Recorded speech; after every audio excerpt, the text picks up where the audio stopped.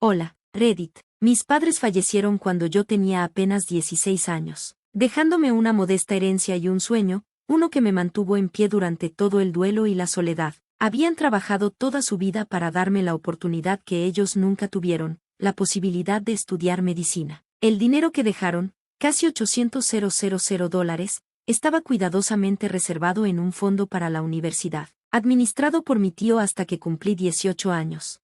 Siempre había sido un joven responsable, de esos que se quedan hasta tarde estudiando, que se ofrecen como voluntarios en la clínica local, que saben que el legado de mis padres no era solo dinero, sino una misión. Yo quería ser doctor, no por prestigio, sino porque deseaba sanar a las personas de la manera en que nadie pudo sanar a mis padres. Ese fondo lo era todo para mí. Cada dólar en esa cuenta no era solo dinero, era mi futuro. Cuando cumplí 18, mi tío, fiel a su palabra, me transfirió el control total del fondo. Creé un fideicomiso y lo blindé más que Fort Knox, permitiendo su acceso solo con autorización doble para evitar cualquier fraude o error.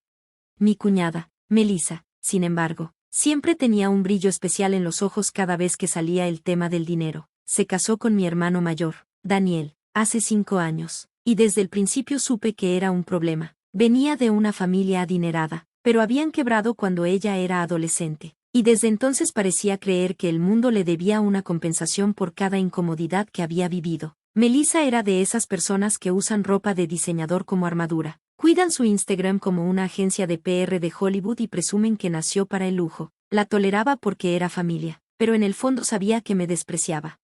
Una vez, cuando me aceptaron en un programa premédico, se burló: ser doctor es la fantasía de riqueza de un pobre. Deberías casarte con alguien rico en vez de estudiar. No le respondí, ignoré sus insultos, ignoré su actitud y mantuve la cabeza baja, concentrado en mis estudios y en mi futuro.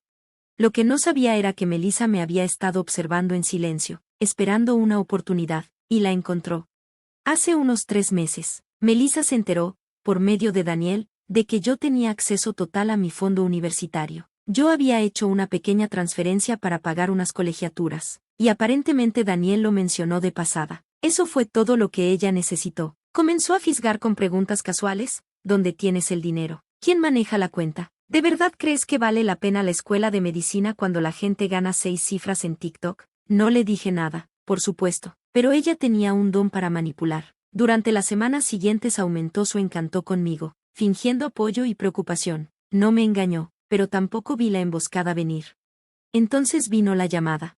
Era domingo por la mañana. Yo estaba tomando café y repasando fichas para mi examen de bioquímica cuando sonó mi teléfono. Era Melissa, su voz vibraba de júbilo. Espero que no te alteres, dijo. Acabo de hacer una oferta por una casa, mi hogar soñado, y adivina qué, usé tu fondo universitario. Ya sé, estarás impactado, pero en serio, es lo mejor. Total, tú no sirves para medicina. Tenías que ver esta casa, encimeras de mármol, 5 recámaras, un vestidor más grande que tu departamento. Ya me lo vas a agradecer. Me quedé paralizado unos segundos. No podía asimilar lo que decía. ¿Mi fondo? ¿Cómo? Revisé mi app bancaria con el corazón a 1000, la respiración entrecortada. La cuenta estaba intacta. Los $800,000 seguían ahí.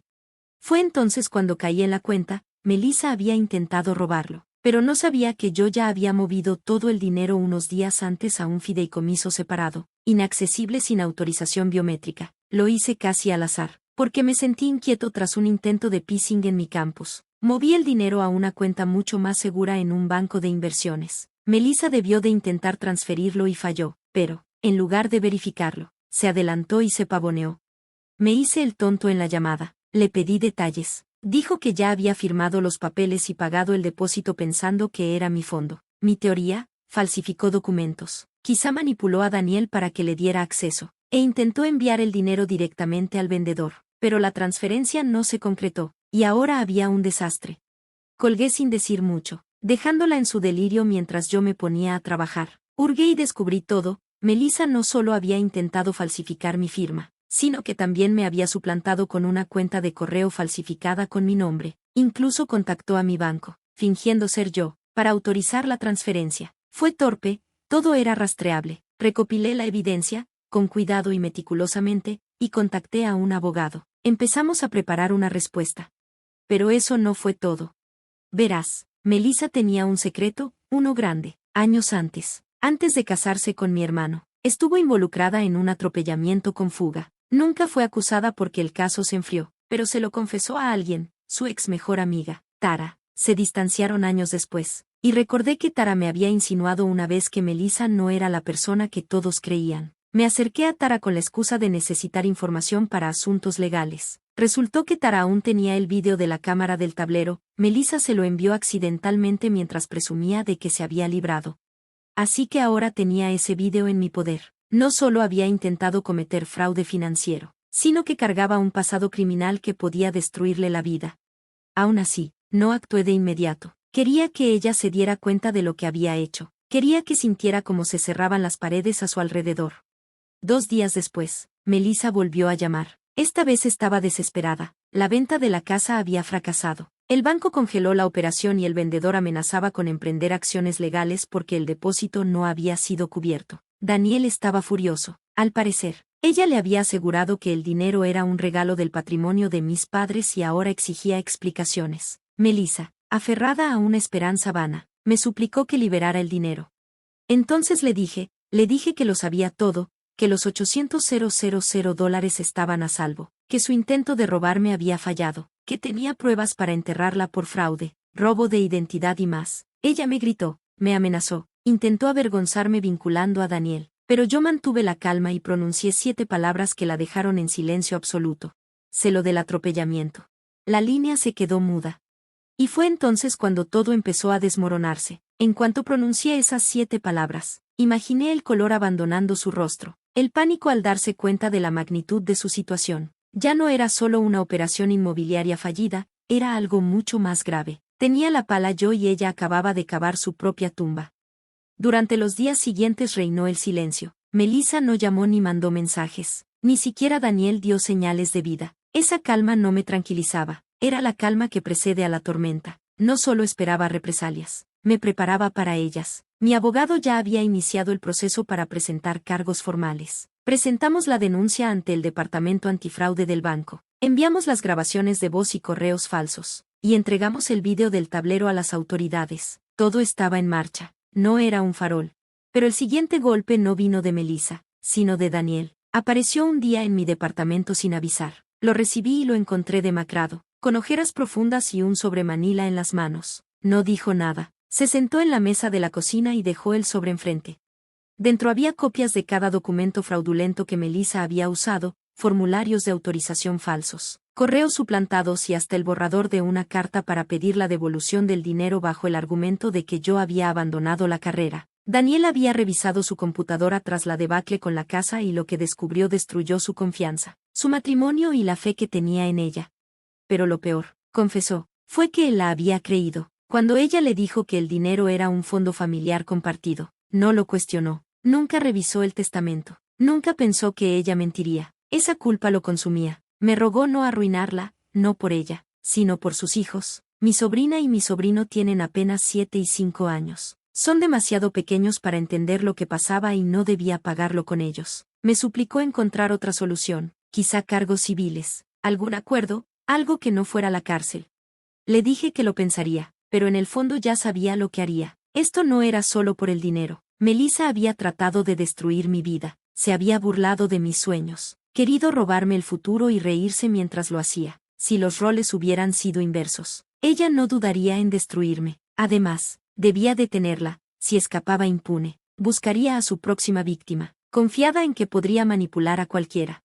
Aún así, no quería arruinar la vida de los niños. Eran inocentes. Así que tomé una decisión inesperada, citarla a un encuentro cara a cara.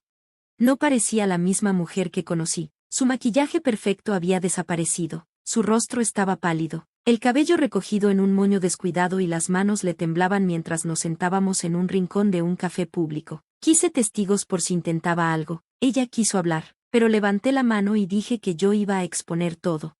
Le presenté las pruebas, los intentos de fraude contra mi fondo, los correos suplantados, los documentos falsos y el vídeo del atropellamiento. Le conté que ya había presentado la denuncia, que la fiscalía estaba informada, pero que aún no había avanzado al máximo. Luego le di 2 opciones. Me hago pública, persigo todos los cargos al pie de la letra, cárcel. antecedentes penales y pérdida de la custodia de sus hijos. Todo lo que ha construido, su reputación, su fachada, se vendría abajo. Su nombre estaría en los periódicos y su rostro en las noticias. Firma la custodia total a favor de Daniel. Solicita el divorcio de inmediato y se va sin hacer ruido con un acuerdo de confidencialidad que le impida contactarnos a mí o a mi familia. A cambio, yo retiro la acusación por el atropellamiento, a menos que otra víctima aparezca por su propia voluntad, y no actuaré por el fraude, siempre que me repare cada centavo que drenó de las cuentas conjuntas para su casa de ensueño, y me entregue una carta confesando los hechos para tenerla como prueba en caso de que vuelva a cruzarse de línea. Melissa me observó en silencio por un minuto entero. Luego rompió a llorar, no unos sollozos dramáticos, sino lágrimas amargas que rodaron por sus mejillas, mientras asentía. Sabía que estaba atrapada, me había subestimado. Creía que yo era solo un estudiante tímido sin carácter. No tenía idea de en lo que me había convertido. En 2 semanas, el divorcio se tramitó. Daniel obtuvo la custodia total. Melissa firmó todo. La venta de la casa quedó cancelada por completo y ella se mudó con sus padres a un departamento diminuto a 2 estados de distancia. Su reputación quedó hecha trizas. No volví a verla ni a saber de ella. Parecía que había desaparecido. Daniel me pidió perdón todos los días durante meses. Yo lo perdoné. Al final, él también fue víctima de la manipulación de Melissa, y demostró su lealtad al quedarse a mi lado en todo lo que siguió. Y yo, conservé mi fondo universitario, cada centavo. Me gradué del programa premédico. Ingresé a la escuela de medicina con honores y hoy estoy a mitad de mi residencia. El sueño que mis padres tenían para mí lo estoy viviendo. Cada vez que entro a una habitación de hospital, recuerdo lo cerca que estuve de perderlo todo por la avaricia de una sola mujer. Pero ella lo perdió todo, no porque yo la arruinara, sino porque se arruinó a sí misma, y me aseguré de que nunca tuviera oportunidad de volver a hacerlo. Gracias por ver. Si te gustó este video, no olvides darle like, comentar y suscribirte para más historias increíbles. Activa la campanita de notificaciones para no perderte ninguna actualización. Nos encanta leer tus comentarios, así que comparte tus pensamientos abajo. Nos vemos la próxima vez. Cuídate.